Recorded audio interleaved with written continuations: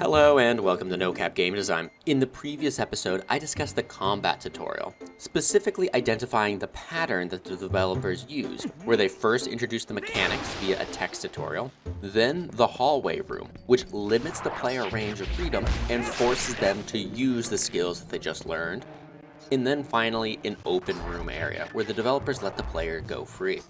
This formula is so effective that the developers used it twice in this game.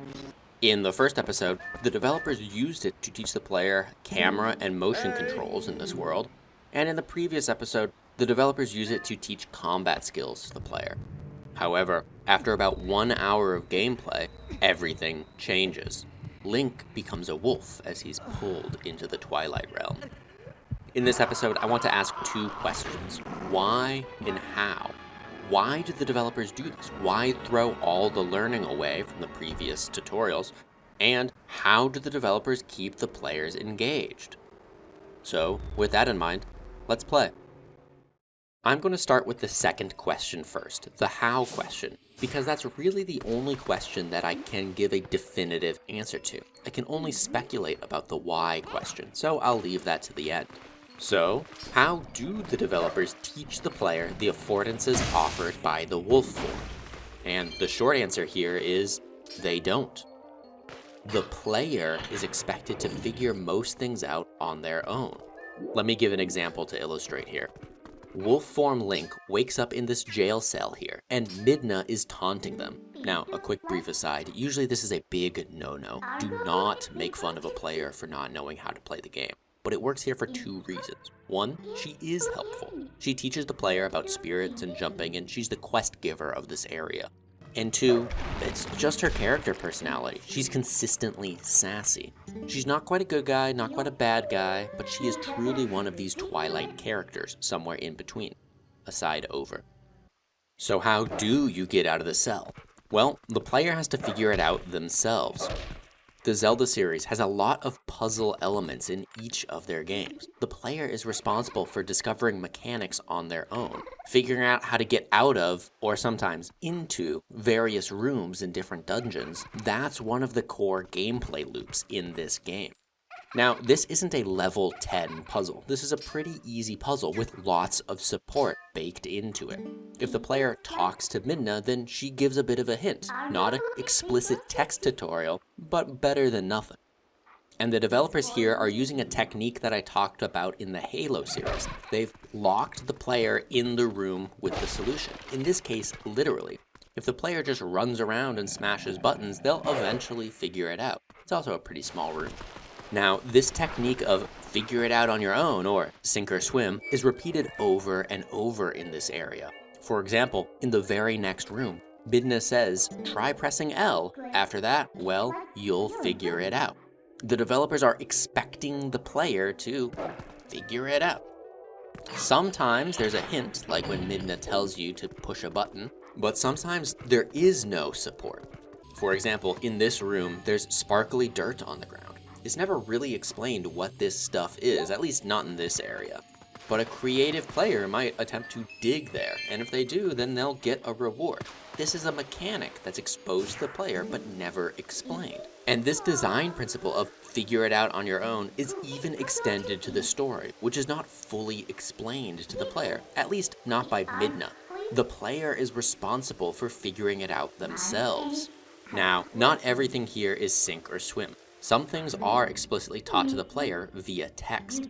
For example, spirits are explained and constantly reinforced, and the combat and camera control is unchanged from the previous zones, so the developers can build on those core skills. Even the sparkly dirt example from earlier has implicit support, just not explicit support. Midna reminds Link, don't forget, press X to use your senses. And this will prompt the player to go back and talk with the spirit. And when they do, they'll see this sparkly dirt.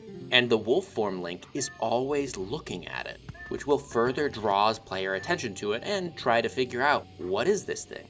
So this area has good design. The developers are reinforcing some core mechanics, but others they're letting, or forcing, the player to discover on their own. The developers are replacing explicit text tutorials with small puzzles, for example, the tightrope or digging their way out of the cell, while at the same time they're also exposing the player to other non-core mechanics, like movable blocks or this sparkly dirt. Progress is gated by core mechanics, so when the player figures it out, they'll feel smart instead of bored of reading text. Now, this idea of tutorial by puzzles only works because the player already has the 3 core competencies of the game: camera, combat, and movement. The devs haven't ignored these skills in this area, on the contrary. The devs are still expecting the player to grow in each of these 3 core skills. Notice this rooftop fight near the end of the zone. It's a narrow pathway with slippery terrain on either side, forcing the player to demonstrate mastery over movement controls. While at the same time, flying, multi-hit monsters are swooping down on the player, forcing them to demonstrate competency with complex combat. The players need these 3 skills in order to succeed, and the developers are turning the difficulty up. But for the new mechanics, the mechanics associated with the wolf form, the player gets to discover those on their own. So I've looked at some of the hows of this puzzle tutorial zone, but now I have to ask why? Why would the developers do this? Throwing a player into a new experience on their own and telling them to figure it out is risky. The player might miss or not understand some core mechanics. Arbitrarily changing gameplay and story tone like this could be a turnoff for some players. And the most risky thing, the developers are taking away choice from the player, which is one of the largest game design sins you can commit. What if the player really loves playing with the sword or the slingshot? You had just given it to them about 30 minutes ago, and now you take it all away and tell them to start from nothing again? That can be really frustrating. So the devs must have a good reason for doing this, and I think they do. In my opinion, they have 3 good reasons to be precise. There's a story reason, the developers also want to avoid formulas, and they're starting to introduce real gameplay, exploration, and discovery affordances to the player. I'll discuss these each in order. So first, the story. Here, the main plot is introduced, and with this plot, the main conflict is a struggle of light versus darkness, a classic Legend of Zelda plot formula. Now, this juxtaposition of the bright and sunny Oron village with the corrupted Hyrule Castle is compelling and very memorable. Suddenly moving from one zone to the other is jarring, and that's done on purpose, because it reflects how jarring it is in the story to go from the light realm to the shadow realm. The gameplay experience mirrors the story. The player feels lost, surrounded, and in a new world, because they are, and Link is literally in a Twilight world here. One way to define a game is by an authored experience, and the experience that the developers are trying to get the player to feel here are negative experiences. Being confused or lost or not really understanding what's going on, which normally seems like an unpleasant experience, but it makes sense in the context of the story. The second reason why I think that the developers have done this is because they want to avoid formulas. They don't want to be predictable and therefore make their own gameplay boring.